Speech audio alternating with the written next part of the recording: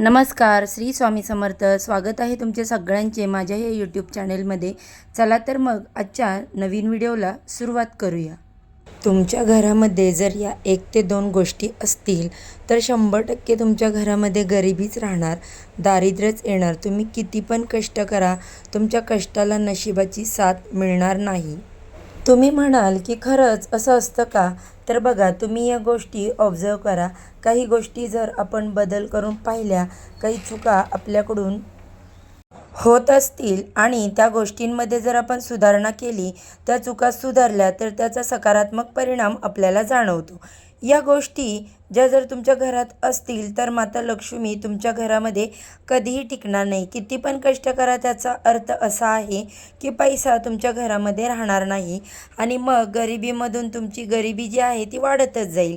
गरिबी हटणारच नाही. म्हणजे अक्षरशः आपण असं म्हणतो की दारिद्र्याची वेळ अगदी आपल्याला भिकारी होण्याची सुद्धा वेळ येऊ शकते. एवढ्या या गोष्टींमध्ये नकारात्मक ऊर्जा असते. या गोष्टी बघा खूप महत्त्वाच्या आहेत. आपण आहे ना, एका साईडला कष्ट करतो पण काहीतरी आपल्याकडून चुका होत आहेत हे आपल्याला कळतच नाही. मग त्या कष्टाला नशिबाची साथ मिळत नाही आणि मग कुठेतरी आपण खचून जातो. कष्ट करणंसुद्धा सोडून देतो, वाईट मार्गाला लागतो. म्हणून बघा, आपल्यामध्येच अशी जळावृत्ती कोणाला म्हणजे आपल्याला कोणाचं चांगलं बघवत नाही. आपल्याला वाटतं की माझ्याच बाबतीत असं का आहे, माझ्याच नशिबात असं का? पण चुका आपल्याकडून होऊन जातात. जर तुमच्या घरामध्ये आपण जे म्हणतो बघा, कोवळ्याचं जाळं म्हणजे ते स्पायडरमॅननी जे नेट बनवलेलं असतं ना, तर ते तसं असतं बघा. जर तुमच्या घरामध्ये ठिकठिकाणी असं असेल किंवा एखाद्या 2 ठिकाणी असेल तर तुमच्या घरामध्ये अशुभ घटना घडतील. तुमच्या घराची प्रगती होणार नाही. ते अतिशय अशुभ मानलं जातं. घर खाली किती पण स्वच्छ असेल, सुंदर असेल, टापटीप असेल, पण कोपऱ्यात जर तुमच्या किंवा मुख्य दरवाजाच्या वरती तोरण वगैरे लावले किंवा बाहेर तुमच्या मुख्य दरवाजाच्या कोपऱ्यात वगैरे जर असं कोवळ्याचं जाळं असेल तर तुमच्या घराची प्रगती होणार नाही. घरामध्ये गरिबी येईल. ज्या ठिकाणी असं जाळं असतं त्या ठिकाणी आसुरी निवास असतो. म्हणजे तिथे अशुभ शक्ती वास करतात. त्यामुळं घर नेहमी स्वच्छ ठेवलं पाहिजे. कोणत्या कोपऱ्यामध्ये वगैरे असं जाळं असेल तर ते नेहमी काढून टाका. बघा, तुमच्या घरामध्ये मावशी असतील झाडू फरशी वगैरे करायला, तर तुम्ही त्यांना सुद्धा सांगू शकता की मावशी, झाडताना कोपऱ्याच्या सगळ्या बाजूंनी कानाकोपऱ्यातून अगदी झाडू मारून घ्या. त्यानंतर बघा, आठवड्यातून एकदा म्हणून बघा, अमावस्या, पौर्णिमा यावेळेस आपण का सांगतो की माता लक्ष्मीची तिथी असते आणि अमावस्येला तर घरावरून झाडू फिरवलाच पाहिजे, जाळं जळमटं काढलंच पाहिजे. कधी बघा, फॅनलासुद्धा खूप जाळं वगैरे असतात. तर त्यामुळे असं कोळ्याचं जाळं जर तुमच्या घरामध्ये असेल तर किती पण कष्ट करा, त्याला नशिबाची साथ मिळणार नाही. कारण या गोष्टीमध्ये नकारात्मकता एवढी असते की तुम्ही तुमच्या कष्टाला साथच देत नाही आणि घरामध्ये मग वाईट गोष्टी व्हायला लागतात. आपल्याला कळतच नाही. एवढं सगळं चांगलं करतो, एवढं कधी आपण म्हणजे म्हणतो की एवढं घरातलं सगळे कष्ट करतात, मुलगा अभ्यास करतो वगैरे, पण तरी पण का असं होतं? तर छोट्या गोष्टी तुमच्या घरात आहेत का एकदा चेक करा. सोबतच दुसरी गोष्ट म्हणजे बघा, स्वच्छता. तर घराची महत्त्वाची गोष्ट म्हणजे खरंच मी अगदी सांगते, आपल्या घरामध्ये स्वच्छता असायला पाहिजे. जिथे स्वच्छता नाही तिथे माता लक्ष्मी क्षणभरसुद्धा थांबत नाही. कारण बघा, माता लक्ष्मीला जिथे स्वच्छता असते तिथेच माता लक्ष्मी वास करते. जिथे अस्वच्छता तिथे अलक्ष्मी वास करत असते. म्हणून आपल्या घरामध्ये स्वच्छता ठेवलीच पाहिजे. अगदी वर्षभर दिवाळीलाच आवरू आणि आता रोज म्हणजे वर्षभर आपलं घर, कारण बघा, आपल्याला माहिती आहे आज घर आवरलं का परत 4 दिवसांनी ते तसंच होऊन जातं. घरामध्ये मुलं असतात, त्यामुळे ते असं होतं. या गोष्टी पण आपण एक सवय लावून घेतली ना की थोडं प्रत्येक ठिकाणी आपण बघितलं पाहिजे. घरामध्ये अडगळीचं सामानसुद्धा जास्त वाढवू नका. ज्या गोष्टी कामाच्या नाही त्या तुम्ही देऊन टाका ना भंगारवाल्याला. रद्दी वगैरे सामान, जुने कपडे, चपला, बूट तुम्ही कधी पण साठवून ठेवू नका. बघा, तुमचा असा पोटमाळा वगैरे असतो तर त्याच्यावरती टॉयलेट बाथरूमच्या वरती वगैरे अशी जागा असते, तिथे आपण पडकं सामान ठेवतो. तर ती जागा आपण कधी स्वच्छ नाही करत. जर माळा तुमच्या घरामध्ये असेल, तो तुम्ही वर्षानुवर्ष खूप जुन्या वस्तू तिथे असतील, तुम्ही म्हणाल की ताई ही वरची जागा आहे, घर तर खाली स्वच्छ आहे, पण तो तुमच्या घरामधला भाग आहे, हे लक्षात घ्या. तुमच्या घराच्या 4 भिंतीमध्ये जे काही जागा आहे ती तुमचं घर म्हणजे आपल्या वास्तूच असतं.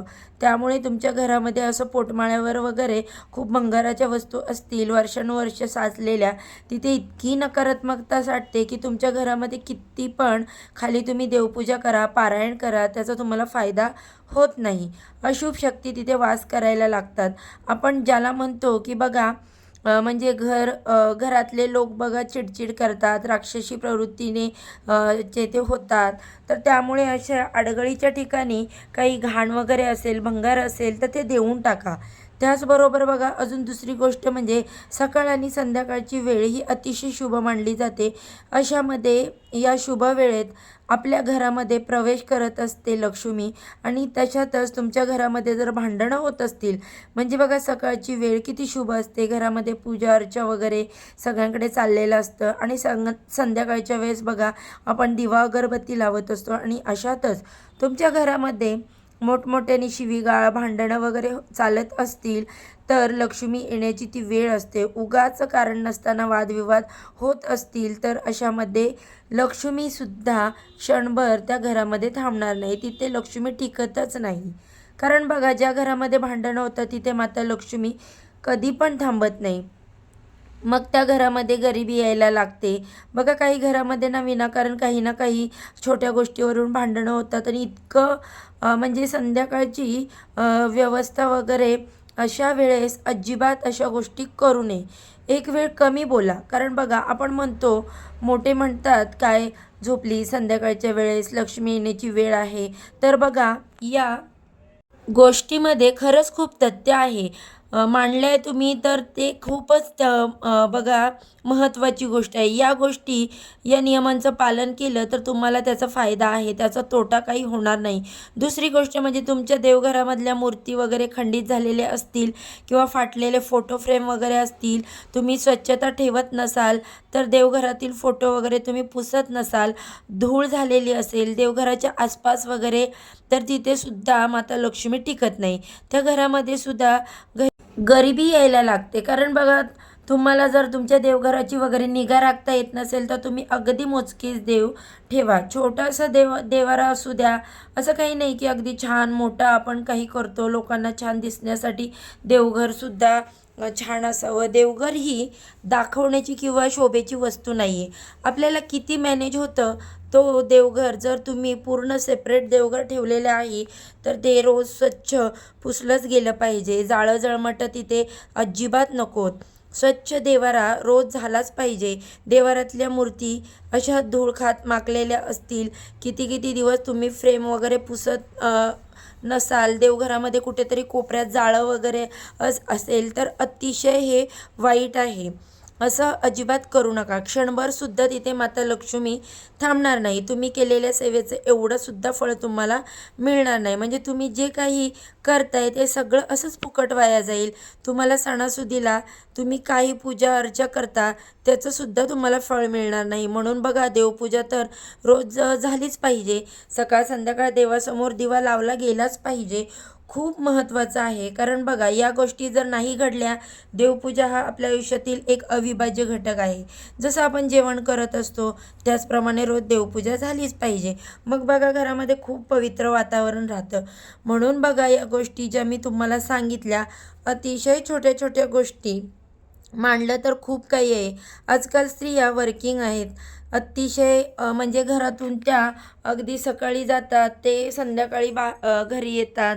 अगदी 12-12, 24 तास त्यांना घराबाहेर राहावं लागतं, ट्रॅव्हलिंग करावं लागतं, जॉबला जावं लागतं. मग अशा सगळ्या गोष्टी मॅनेज करणं शक्य होत नाही. पण बघा या गोष्टींची जर तुम्ही काळजी घेतली, बऱ्याचशा वेळेस आपले मोठे लोक पण सांगतात, यावेळेस आपल्याला वाटतं काय कटकट आहे त्याची, आपल्याला सांगतायत असं, तर त्या गोष्टींमध्ये खरंच खूप तथ्य आहे. म्हणून बघा तुम्ही नक्की सांगितल्याप्रमाणे या गोष्टींची काळजी घ्या. कारण काय, या नियमांचं जर पालन केलं तर तुम्हाला तुमच्या आयुष्यामध्ये अडीअडचणी, अडथळे कमी येतील आणि तुमच्या कष्टासोबतच नशिबाची साथ मिळेल. त्यामुळे नक्कीच ही माहिती तुम्हाला पटली असेल तर जाता जाता व्हिडिओला एक लाईक नक्की करा. चॅनेलवरती पहिल्यांदा आला तर सबस्क्राईब करायला विसरू नका. चला तर आजच्या व्हिडिओचा इथे सेंड करते. उद्या अशाच छानशा माहितीसोबत पुन्हा नव्याने भेटू. सर्वांना श्री स्वामी समर्थ.